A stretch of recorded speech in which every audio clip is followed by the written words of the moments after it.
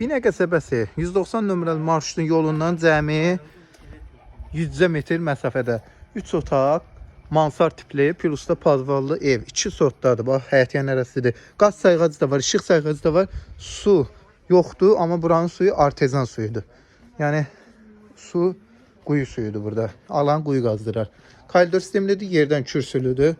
Evin arxasına keçid var, görürsünüz. Hər tərəfində şkatur vurulub. Bura teras sizə kimi doldurub teras kimi də istifadə eləmiyorlar. Ya da bölüb, koridor salıb, buranı da bir otaq eləyib, 4 otaq eləmiyorlar.